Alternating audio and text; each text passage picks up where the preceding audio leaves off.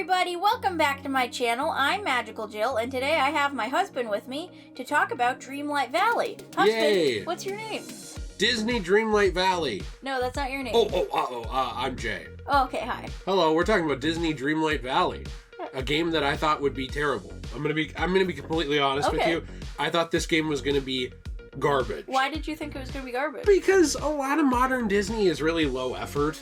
You know, I mean, we're at the point now where Disney is just going through their greatest hits and they're like, what if we just make like a live action Mufasa movie? So when we were getting this, other than Kingdom Hearts, I haven't been very impressed by anything Disney video game in a long time. And I was really, really shocked to be so impressed by this game. I absolutely love it. This is my favorite game right now. I am obsessed with it.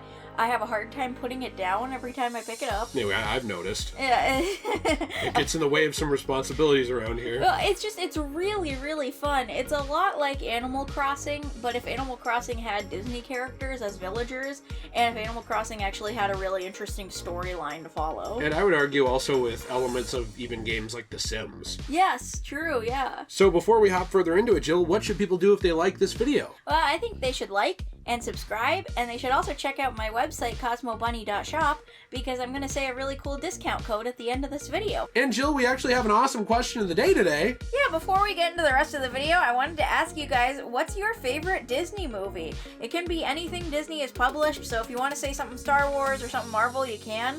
But I would love to hear what your favorite Disney movie is, because I think that is really fun. We'll talk about Dreamlight Valley for a few minutes, because this isn't really a game that you just finish. You know, it's not a campaign or a story mode where you get to the end and you're like, all right, I'm done. This is very much a game about building relationships and, I guess, building up your world and collecting new stuff.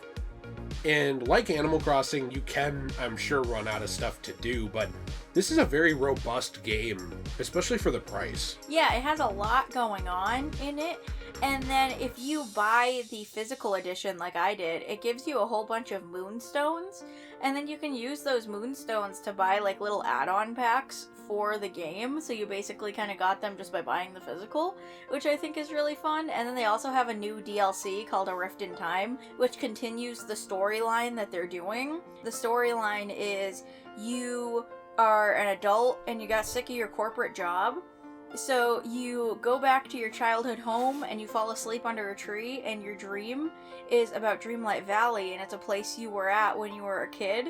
This whole horrible thing called the forgetting happened, where all the Disney characters started to forget everything, and like all of this awful stuff happened, and you're basically rebuilding your valley and becoming the ruler again, and kind of unraveling why the forgetting happened. And there may or may not be a villain behind it, because I kind of think there might be, but I'm not at the end of the story yet. Well, something interesting about it too is it probably sounds a little boring in terms of it sounds like it was all a dream. It doesn't really seem to me like it is all a dream. It kind of seems like it's just an alternate dimension you're kind of taken to. Yeah, that you got taken to when you fall asleep. Yes. But only when you fall asleep in that specific place, I guess. Yeah. I know it sounds a little silly, but it's Disney, so. Right, it's very interesting, and I didn't expect the story to be interesting, but you actually uncover little mysteries as well as you play the game. So for example, as our cats terrorize the entire house, you will find maybe Donald Duck, and he'll be dealing with a problem. And he won't remember everyone else, so you'll have to kind of reintroduce him to the valley, kind of reacclimate him, rebuild his home and stuff like that. But then each character has their own specific quests that tie into their problems as well, that help them get reestablished. Yeah, and help them remember everything. And sometimes it even introduces another character. Yeah, like when you get Anna for the first time, you kind of do a quest to help her out with finding Elsa. And the way you get Anna into your valley, and then you eventually get Elsa into your valley, is by like doing Anna's little quest and helping her out. And then Elsa will be like, oh, well, if my sister wanted to go to your valley, I guess I can check it out. Yeah, my big criticism of this game is you cannot date the Disney waifus. Yeah, I'm a little disappointed about that. Most of them have boyfriends. However, we all know Elsa is like ripe for the taking. So I'm just saying, I think they should have a dating mechanic so we can date the single Disney I wanted princesses. to date Goofy. I want to date Scrooge McDuck. Get like some sugar daddy action going on. I want to break up Minnie and Mickey's marriage, since they already live in different houses anyway. Wow, they're already on the way out. Take Minnie for myself. You're funny. I mean, I do think that is something, though, that, like Animal Crossing, I get it with this game. You know, Disney probably doesn't want you dating their characters because they're very protective of their characters, almost to a weird degree. Yeah, because a lot of games in this genre kind of have like a little bit of a dating sim in it, you know, right, like you're building your house, you maybe have a partner, you know. have a farm, stuff like that. Yeah, and so this game has like farming, it has fishing, it has cooking, it has basically everything that this type of game usually has. It's like a cozy game that has all of this fun stuff, and you just get to hang out with Disney characters all day and do really fun quests, kind of like an RPG. And it's just really, really amazing and enjoyable. I love that you can get Remy, and then he builds his own little restaurant, and then you can start serving people in the restaurant. And Scrooge McDuck is basically the Tom Nook of this game, where like you pay him, and he helps create buildings in the valley, and he has his own shop that changes every day. It is so Animal Crossing coded, but like in a Disney way, and it's all of my dreams coming true. This is the kind of game I have been wanting since I was a little kid. Well, and something to point out here too is, didn't you tell me that the Animal Crossing subreddit and the Disney Dreamlight subreddit, I'm not a Reddit person, but you told me something like a lot of people... Yeah, there's a lot of crossover. And there's a lot of people who stopped playing Animal Crossing because they ran out of stuff to do, so they played this. Yeah, so they started going to this, and they love it, and a lot of those people haven't run out of stuff to do yet, and that's saying something, because this game has been out for a bit now. I do want to say that with this game, like you said, there's a lot of activities. It's a little simplified compared to some games. In a lot of games in this genre, I would expect you to have a fishing skill, you know, that you level up, and then have a building skill that you level up. This game is focusing a little more on, as you unlock new parts of the world, say you unlock Frozen Heights, right? Then you get up there and you actually get access to new materials. Maybe there's new wood you pick up, new things you can mine, and you upgrade your pickaxe with a quest. So it's less about leveling up a skill, but you are still leveling up over time and getting access to these new recipes and new things. And so it's not just you're at your base level and you stay there, but it's also not really meticulous in the sense of you have to level up mining and you have to level up this. Yeah. But something you pointed out to me is, as you level up your relationship with different characters who have an affinity for something, like say Kristoff with mining, and you bring that person with you, it changes that activity a little bit. Yeah, so what happens is if you choose mining as the role for Kristoff, I like to choose the roles for people that I think make sense for them. He will start to give you more and more rocks as you're mining. So like if you mine garnet and you only get one from it, he'll give you a couple more as he levels up.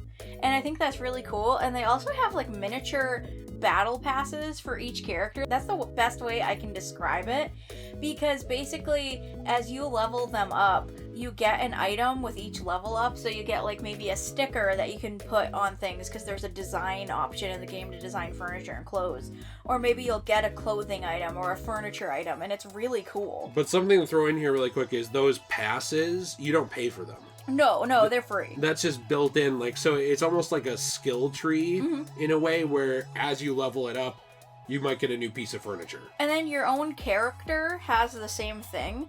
So, like, my character is a girl. As she levels up, every time she levels up, she gets a new item.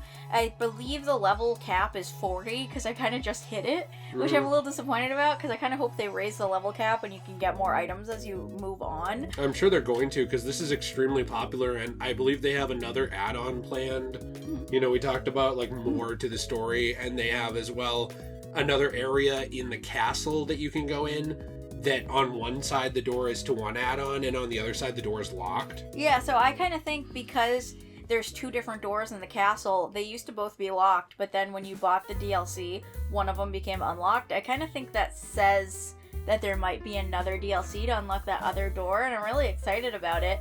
And speaking of the castle, there are a bunch of like smaller doors in the castle, and the way you get a lot of the Disney characters in this game is kind of like Kingdom Hearts, where you go to their different worlds, or in this game they call them realms. So you can go to Wally's world and meet Wally and have him come back to your valley with you. You can go to Paris and meet Remy and have him come back to your valley with you. I'm worried about who else was in Paris with Remy, though. Uh-oh.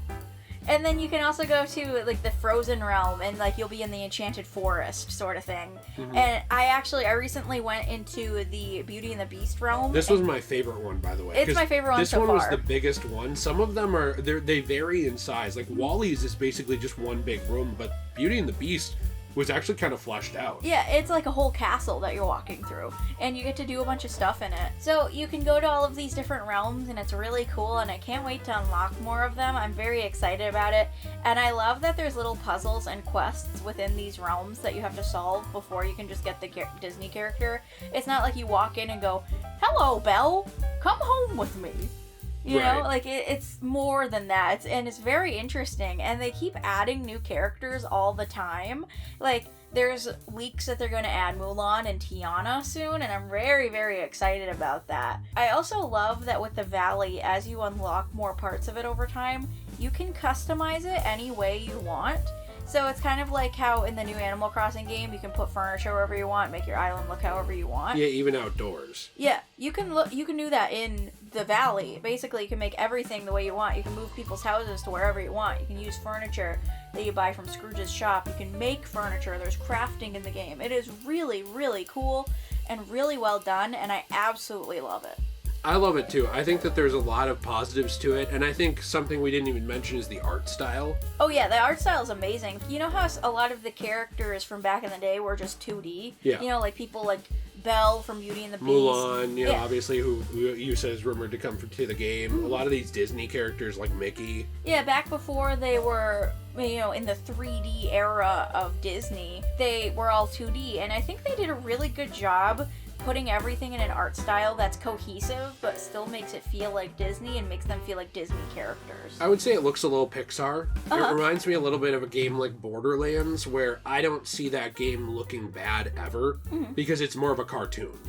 And that's kind of what this looks like to me. Is it's not trying to be realistic, and I'm really glad it's not. Yeah, I think the Disney princesses look like how they did in Wreck-It Ralph. Yeah, I think that everybody looks well done for the most part. Nobody, I haven't run into a character yet that I'm like, geez, this did not translate well to this game at all. And I do think it's very easy to do that when you're taking predominantly 2D cartoons and trying to transfer them into a 3D product. I think all of them have been extremely well done so far, and I think it helps that like things like Kingdom Hearts came out before this and showed us what a 3D Donald Duck would look like. Or Cinderella. Yeah, and what a 3D Goofy would look like as well. And I absolutely love that. My biggest problem is they don't even mention Sora or Kingdom Hearts or anything in this game. And Bringing up Kingdom Hearts a lot here. Well, I think that it was a little bit of a missed opportunity to not, like, throw in a little Easter egg or something, considering those were some of the first Disney games where you play as somebody else and you're going through Disney World, and this is very obviously inspired by it. I'm actually shocked that you would have a collaboration with Smash Bros. With something like Kingdom Hearts and Disney, but not this. Yeah, I don't understand why there's not at least a t-shirt or something. Yeah, I'm confused by that too. There's a lot of things that I feel like they could be referencing in Dreamlight Valley that they haven't. I think Star Wars is another one that I'm surprised, or Marvel. You know, it feels to me like they're trying to keep this in a little ecosystem of it's just purely Disney. But like classic Disney, but they also do Pixar. Yeah, that's the thing, is they also started doing Pixar. So I'm not sure if maybe in the future, if the game gets bigger, they might do something like that. I wouldn't mind if they added in Star Wars characters, but if they just wanted to keep it in, like, you know, that maybe there's some items that are inspired by Star Wars, but they're not going to put in Star Wars characters, I'd be fine with that too. I think there's plenty you could do, but you don't have to. It's just the sky's the limit, and unfortunately the sky's the limit because Disney owns way too much. Yeah, they own like everything. I mean, which is kind of a problem, but also for a game like this, it does open a lot of possibilities. I wanted to say a couple negatives before we wrap it up here, because I love this game too, so I don't mean to be a negative Nancy here, but I do have a couple of problems with the game. First off, this game is on its way already to being overly monetized. I'm a little concerned about that, because you have to get Moonstone, and it's a very slippery slope. You don't need it, but if you want to unlock anything in the premium shop, and there's some stuff that's only in the premium shop. So for example, some of the Disney rides and things like that you can add to your island. And certain outfits. You need Moonstone, which means that you need to buy that currency either with the physical Cozy Edition or by getting it digitally. That's a worry to me, and I did want to mention with that too, that ties into my other concern, which is the online aspects of the game. I would like to mention you do get 50 moonstones every day for free when you log in. Right, which is good. Find the chest. Which is good, but a lot of this stuff does cost quite a bit of moonstone, like thousands. Uh-huh. And so to me, that is something that I worry about a little bit with the game, because right now I think it's fine, but I do think that could easily get out of control. You know, another thing that I do worry about a little bit with the game is that there is a actual battle pass type system. Yeah, talk about the Star Pass. This is called the Star Pass, and essentially what it is, and I don't even know if we have footage of it, but basically you imagine a Fortnite battle pass. So you get the premium track of the Star Pass, and then you complete challenges over that season, and you get that stuff. My problem is, it does seem like there's some stuff that's only in Star Passes, and because we started playing the game, you know, a year after the game came out, there's a bunch of Star Passes we just missed, and anybody who hasn't played yet has even missed the ones that we didn't miss. And you know, something that I've noticed too that I think is weird is I just completed that Monsters Inc. Star Pass that they just had. That was the last season they just did. And then a few days after it concluded, I went into Scrooge's shop, and there was the special mic bag that you can only get from the Star Pass, except it was in a different color. And then there was also the vending machine that you could only get from the Star Pass, but it was slightly different. So it wasn't the exact one from the Star Pass, but it was like similar enough to the point where it made me wonder, well, why did I bother buying the Star Pass for those things? But then there was other stuff that we haven't seen ever in Scrooge's shop. Yes, that was only in true. the Star Pass, that it seems like if you missed the Star Pass, you missed it. And there were even items you saw on Reddit that people were using that we don't have. That were from old Star Passes that I'm jealous that they have. And that's frustrating to me, because to me, that's FOMO. That's the fear of missing out stuff. That's the stuff of like games as a service where they want you playing the game. Making people miss out on content. And that isn't coming back, likely. That's something that frustrates me, and the reason it frustrates me is not just because this game is doing it, it's because it feels like every game is doing it. There's several games we play that have elements like this in it. Fallout 76 we play. Obviously these games don't fit in on your channel as much. Fortnite we play. We have a Fortnite creator code I'm going to flash right here. Also, you know, we play games like, I used to play RuneScape. They have similar stuff as well. Basically, any game with an online connection now has this kind of thing. How would you ever keep up with all these games? I don't know, and it kind of makes me sad because you have to buy this game unless you have Game Pass. You have to buy it to play it.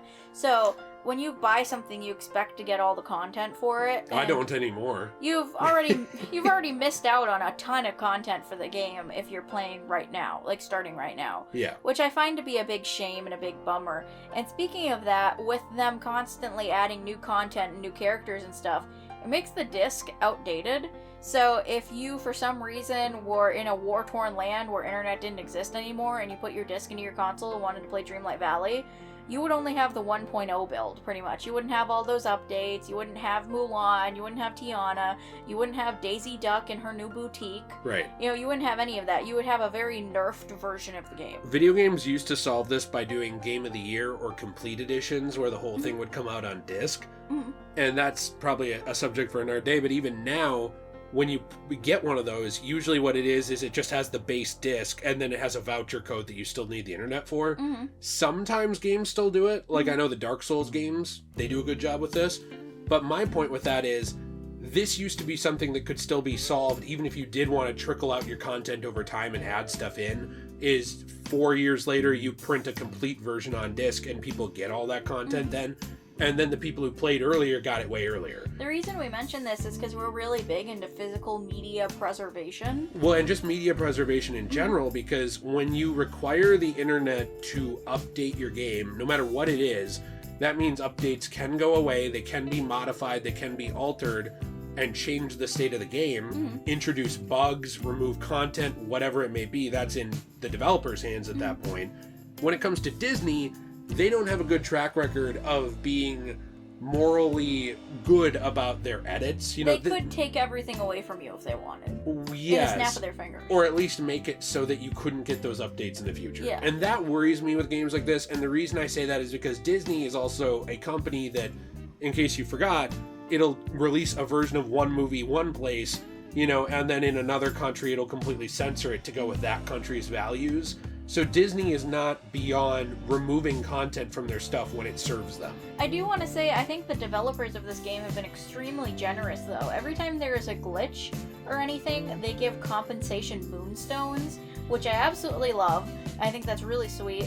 And then also, a lot of these updates are free updates. You don't have to pay to get the new characters in the game a lot of times. There is the Rift in Time DLC where like you buy that and there's some characters that are exclusive to that. But there's also a ton of free updates just in the game itself where characters are being added in and you don't have to pay to have them added in. Right, and you know, there were things as well like Ursula where you could buy a little mini expansion where she would turn into her human form, Vanessa I believe, yes. from The Little Mermaid. And then she had some quests with that. But a lot of these quest updates are just free. You know, here's a new free character, here's a new bunch of quests, here's a new bunch of cosmetics, new crafting. Yeah.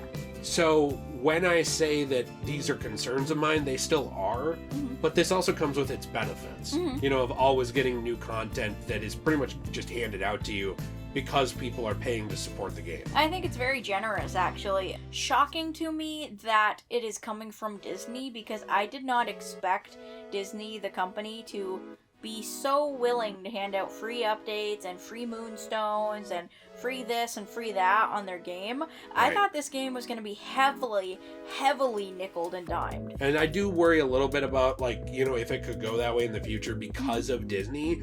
But as of recording this in May of 2024, it's not. It's a very fun, complete, enjoyable experience. Yes. It's just unfortunate that in the future, because Disney games do shut down, you know, you look at Disney Infinity and a lot of their service-based games beforehand, it makes me feel like they don't have a good track record of making their content available forever. Yes. And that's what scares me is because I really, really love this game. Yeah, if the game sucked, I wouldn't care. Yeah. Because it would be like, oh, well, you know, that stinks because people should have access to media that existed, but oh well, but the game's so good.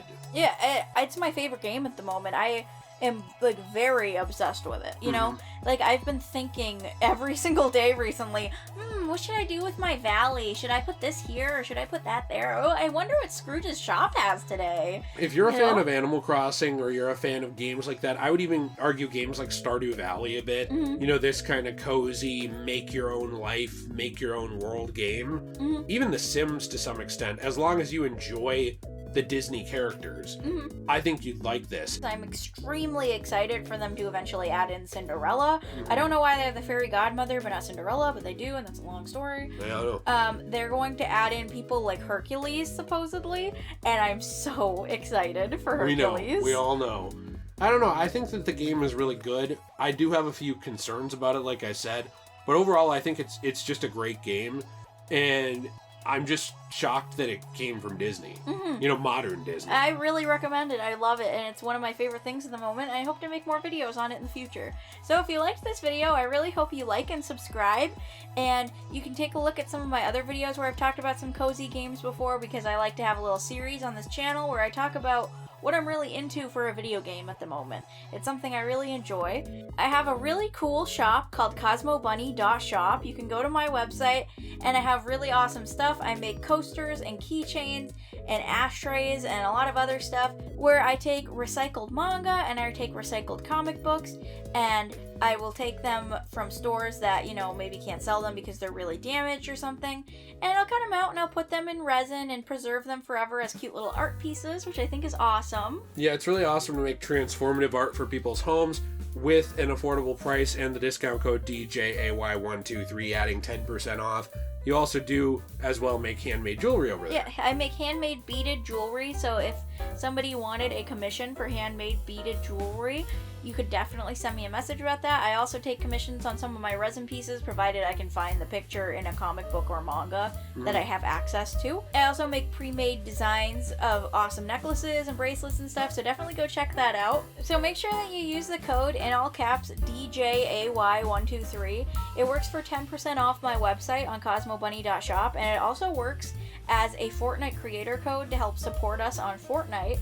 And the reason it's called DJAY123 is because my husband has a channel called Degenerate, so you should definitely check that out too. Well, thank you. I appreciate that. Yeah, and we also have a channel where we play games together, you and me. That's Degenerate Plays. Yes. So all this stuff is in the description down below. But yeah, we're going to be doing more anime videos, more videos like this going forward on this channel. You got some anime and manga collectibles to open up to. So lots of fun stuff, and we hope people will join us on that journey. So I hope to see you guys in the next one. Bye! Bye!